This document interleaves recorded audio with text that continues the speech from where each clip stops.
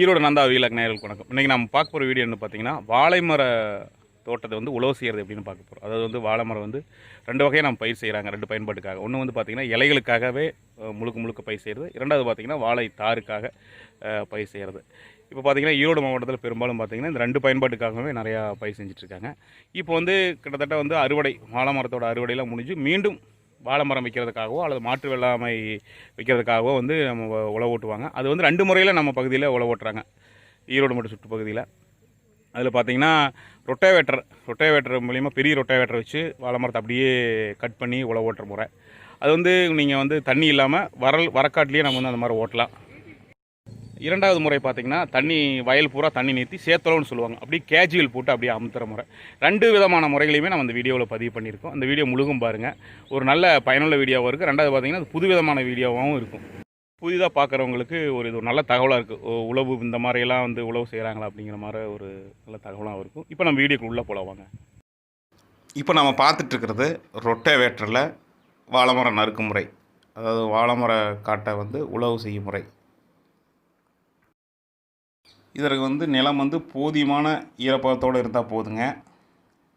இவங்க பார்த்தீங்கன்னா கொஞ்சம் சருவாக இருந்ததுனால அப்படியே தீ வச்சுட்டுட்டாங்க. சருவில் தீ வச்சுட்டதுனால கீழே மரத்துக்கு கீழே கடந்த சருவெல்லாம் வந்து பெரும்பாலும் தீயில் கருகிருச்சு, எரிஞ்சிருச்சு.